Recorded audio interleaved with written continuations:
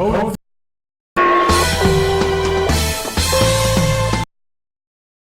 sponsored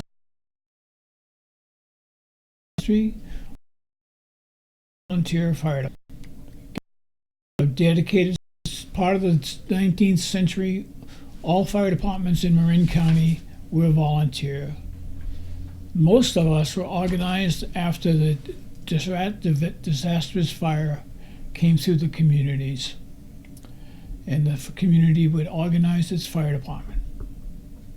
Here, the first one was San Rafael in 1874 were formed. Mill Valley came in 1890 after fires on Mount Tam. Larkspur came in 1897 after a major hotel burnt down. San Anselmo in 1907, a large fire in Sausalito.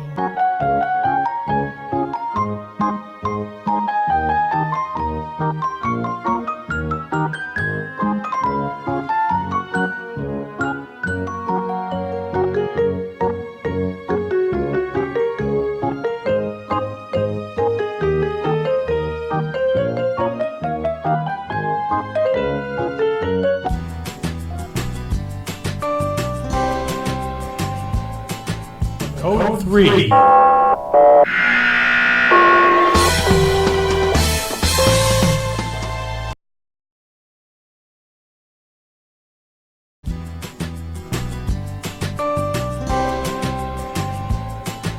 Code 3.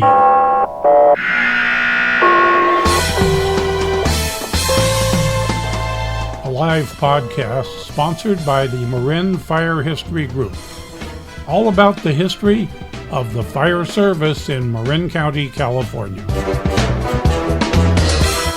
And now your host, retired Fire Chief Bill. These men and women gave over 120 years of dedicated service to their neighbors. It is my pleasure to have walked in their footsteps for the past 61 years.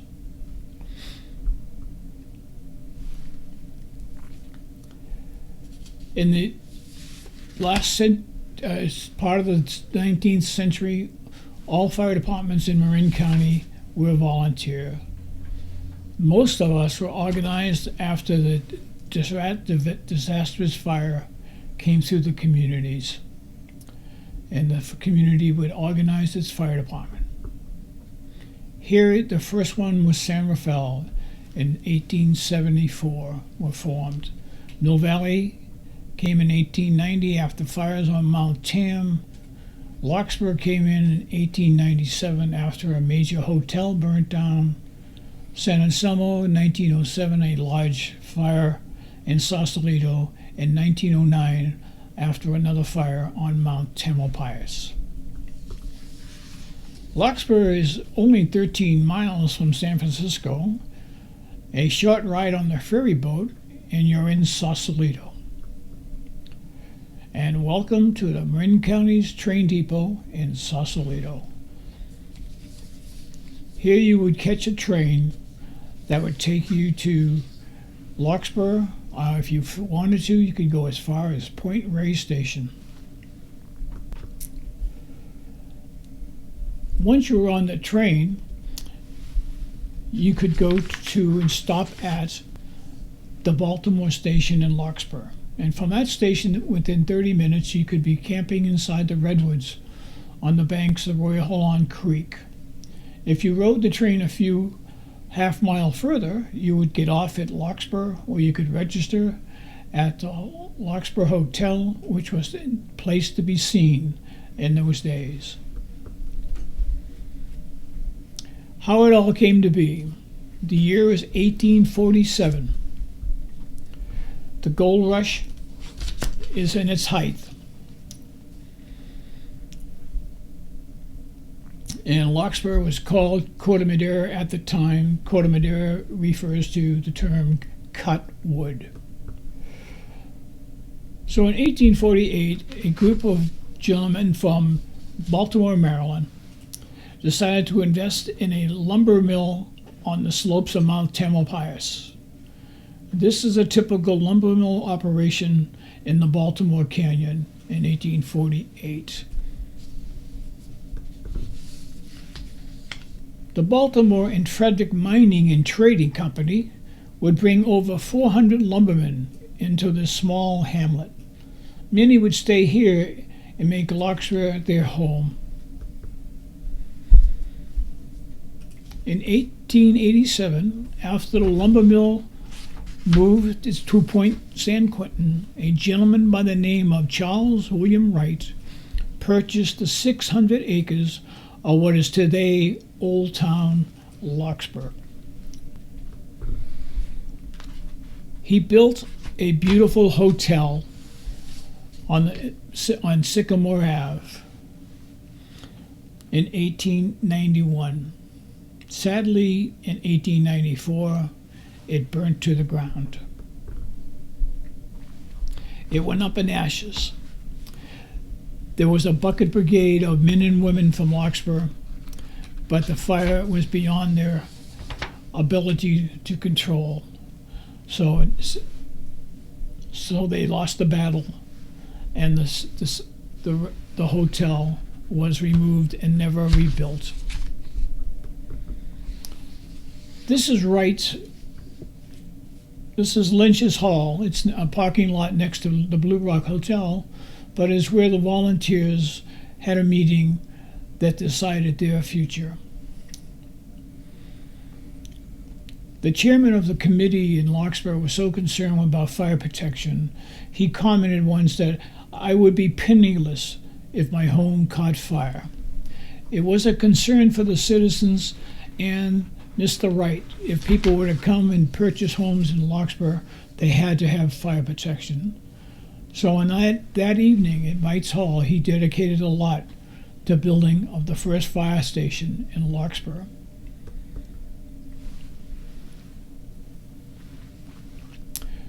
So as you can see, in 1813 men would step forward to protect the fellow citizens from the ravages of fire. The Larkspur Volunteers are born. This is their first firehouse, as referred to by Mrs. Dolph Doherty, a shack. But it was someplace to keep their buckets and future hose carts and chemical engines. In those days, the fire protection for the city were buckets.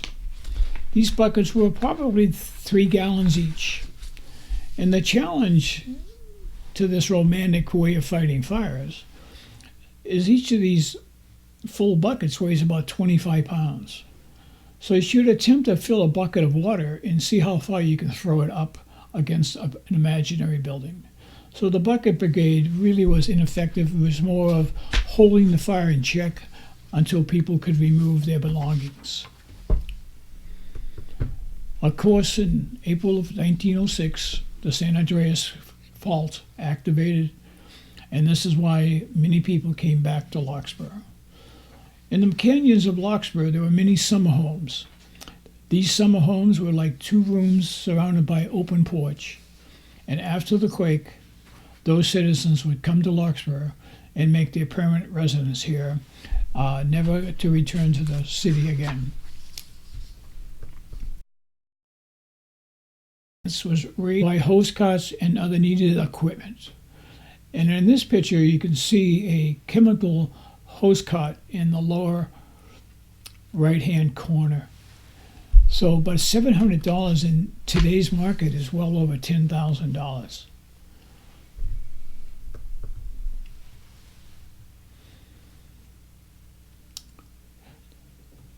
So the hose cart was the first mobile line of suppression.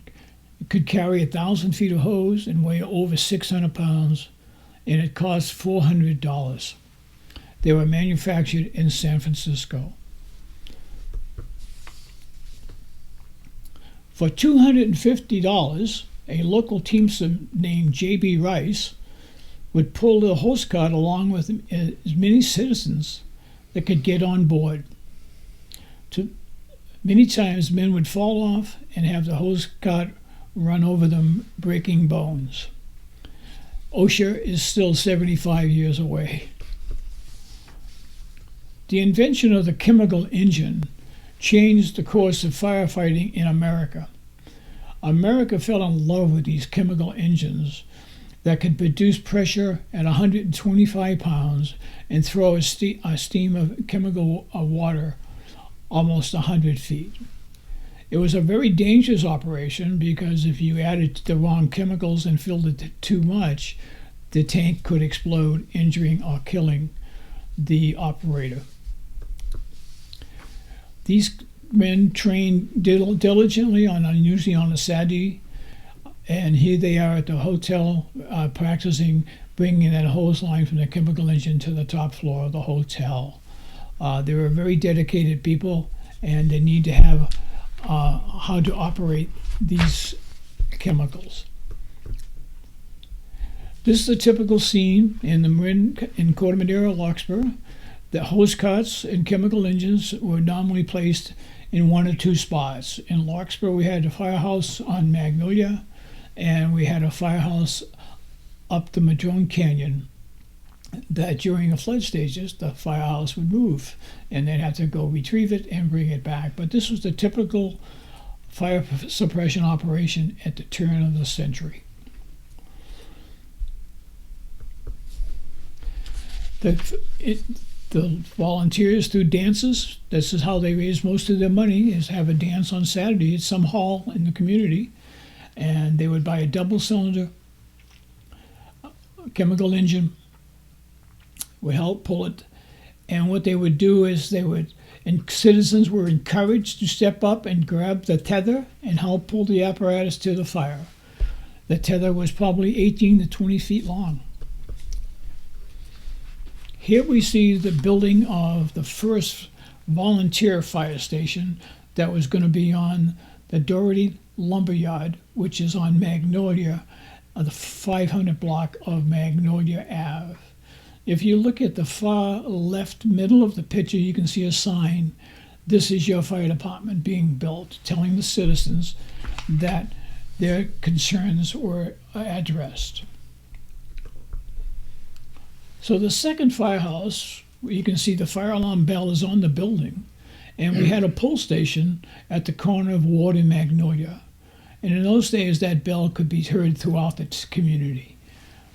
And you can see they had ladders and garden hoses, and they had hose and rakes. The common threat to most communities that lived at the base of Mount Tamalpais was fires on the mountain. The earliest reporting of a fire on Mount Tam is in 1852, and from a letter from Nevada telling that there was a great deal of lumber destroyed. But these fires were a constant threat to all of us, including Larkspur, and you can see in this image they are backfiring, using fire to fight fire. We call that backfire, and women were alongside men fighting the fire.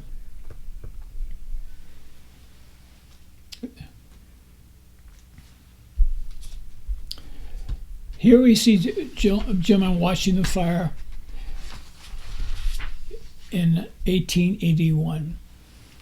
A gentleman by the name of William Pixley was clearing his land when the fire got out of control, destroying over 65,000 acres. When Mr. Pixley saw what had happened, he dropped dead and died at the scene of the fire. This is a fire that threatened the Madrone Canyon, Baltimore Canyon. The gentleman to the far right is a volunteer from Larkspur, Mr. Frizzy. On July 1929, the last great fire on the mountain came with 30-mile-an-hour winds. She was a devil fire. Volunteers had to run for their lives when the fire turned back on itself. Their hoses and rakes were no contest for this fire. Let's meet some of those early men who stepped forward to lead their fellow volunteers in Larkspur. The department's chief's position was elected each December, and they would serve voluntarily for 12 months. A total of 13 men would hold the position of the fire chief for Larkspur from 1897 to 1959. A gentleman by the name of Harry Hopkins, in 1897, at that first meeting at Wright's Hall, came to be the very first fire chief awarded the title of chief engineer. The term engineer comes about in the fire service when the steam engine was introduced. Hopkins was also a station agent for the North Pacific Coast Railroad Company, and he helped promote community awareness surrounding the lack of fire protection. Frank Ambrose, in 1908, a local painter, saw his paint shop go up in flame during the San Francisco Great Fire of 1906. Larkspur offered a haven for this refuge on one of Ambrose's first administrative acts was to introduce and pass an ordinance making it a misdemeanor and to maliciously and mischievously ring the town bell for other than for fire or church services. Kids will be kids even in 1908. Mr. Chief Barnes in 1909, little is known of this chief, only that he came from the Santa Rosa area. But his cemented in legacy is organized the first Booster Day celebration in Larkspur in 1909, bringing over $700 for the purchase of equipment. Chief Evanson was a member of the San Francisco Fire Department. He retired as a captain in 1926, and he held the Larkspur Fire Chief's position for 6 years. He would become the first paid chief of the volunteer fire department. From this point forward, most of the fire chiefs would come out of the San Francisco Fire Department. Henry Geister had one of the most compelling stories, starting his career as a horseman at Engine Company No. 4 in San Francisco. He also experienced enormous personal trauma. In 1910, his son Raymond was run over and killed by a truck that lost its brakes. As his wife looked on, Geister picked up his critically injured 3-year-old son and ran a mile to St. Joseph's Hospital, where his son was pronounced dead.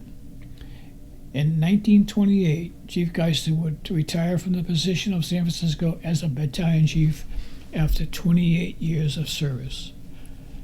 One of his sons would later serve as the Larkspur Volunteers president, Mel Geister.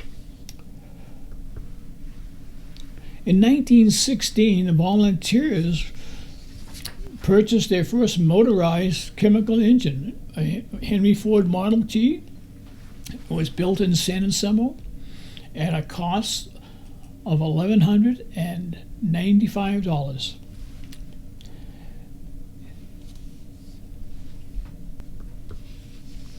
The next major piece of apparatus they bought was a Stutz.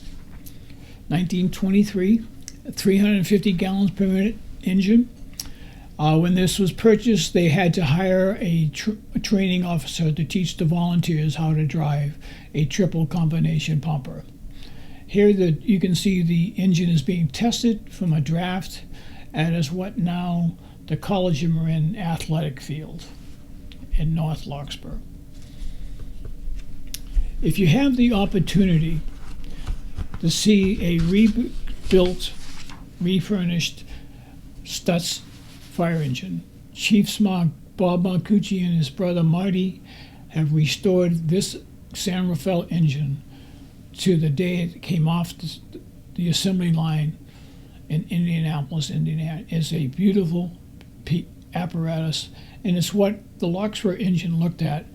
The Larkspur engine only pumped 350, but this is a 750 gallon per minute pumper. Larkspur with all the money they were getting from dances, would buy the most modern fire equipment available. Here we have an American LaFrance built in Elmira, New York in 1927. It was a 1,000 gallon per minute positive displacement pump.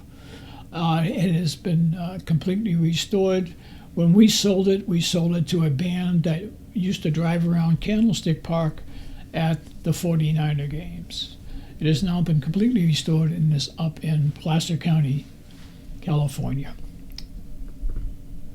The last engine the volunteers would buy was a 1946 American LaFrance, 500 gallon per minute centrifugal pump. The order was placed in 1944, but due to the war effort, the engine wasn't delivered till 1946. The volunteers had a moment in the sun, and that happens when Collier's Magazine, a Saturday evening publication that had 6 million copies sold, showed the United States what the volunteers were all about. And the whole theory behind the volunteers was fire protection without taxation. In the magazine, they show that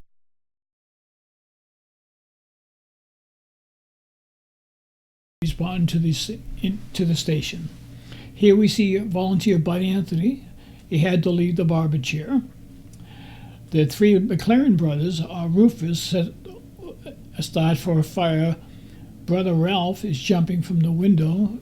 Ralph would go on to be the Kentville fire chief. The brother Robert is running down the plank, and Charles is on the roof. Charles would take over the position of fire chief and president of the volunteers in 1927.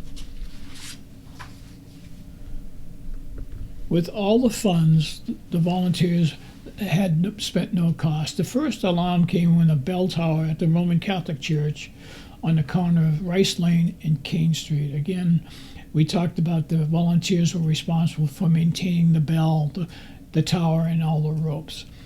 The middle picture is the first fire alarm that was on the corner of Magnolia and Ward, and later on, they put in a modern Gamewell fire alarm system. So the system, fire alarm box, is now only a few blocks from any home in town. This is where the numbers were placed on a hook. The hook was pulled, and it would sound the box alarm and the tape. A funny thing about that tape is the insurance company made them go from punching a hole to punching a diamond-shaped hole so they could read it in the right direction. And it was the first step because they didn't trust the fire department to roll the tape up for the underwriters, insurance companies, to come in and evaluate the fire department's fire protection. The gentleman we will talk about in part 2 is a Gunnery Chief Dolph Doherty. He is a gentleman for all seasons, 1880 to 1959. Dolph was elected chief president in 1913, a post he would hold until 1954. He built the Rose Bowl dance platform, Station 15 on Magnolia Ave, and purchased the most current equipment for its time. His statement was, if it's good enough for New York, it's good enough for Larkspur. And he lived to that quality. Being a member of the new organization of volunteers considered to be a privilege, and membership was in high demand. Their uniforms were always worn with great pride at parades and hose cart races. It was a fashion statement, and those who wore it were instantly recognized within the community with great admiration.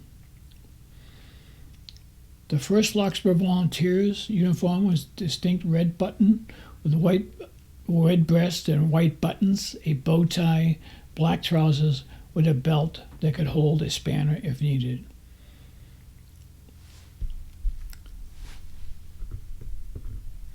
I want to thank you for watching part 1 of the history of the Larkspur Volunteers, and be safe. Producer, You questions. Crystal ball. your part. Yes. Pete, the Marin County Fire Department. That's from Joe and Isabella in Sweden. They actually found us here from Sweden, and they have reached out with a question. Say they're interested in getting in touch with relatives of 2 Marin County fire chiefs. They call them Chiefs Johansson. Marty Johansson, 1873 to 1932, and Fritz Johansson, Clarence, 1895 to 1965. How interesting was that? Do you know any Johanssons? I have some information here from our leader, Chief Marcucci. No, what I could find is the first chief in the turn of the century. Again, like San Rafael elected these chiefs in December of each year. So 1 year would be chief, you would be the fire chief, and maybe 2 years later you'd be a zone chief in charge of a hose cart or a chemical engine. The first chief is just mostly newspaper articles involving the election of officers and the placement of men around the San Rafael. His son, Fritz, we have pictures of him that you're going to be sending out, I hope, of Yes. standing in front of an artificial wall.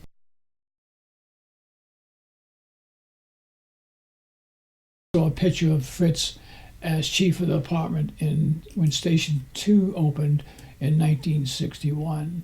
And you will be sending it off to Sweden. So they are watching, and I'll have to probably put a lot of postage on that to get it to Sweden. probably. Yeah. Chief Marcucci, our editor-in-chief here, looked at this. He is the retired chief of San Rafael Fire. And he sent me this information to pass on. He sent a picture of the grand opening of Fire Station 2, and that would have been in 1958. Chief Fritz Johansson Well, is in that picture. all right. Chief Marcucci said that from Chief Johansson in 1961, Chief Van Strivet became chief, and then Chief Marcucci. So it was a pretty long cycle of fire chiefs.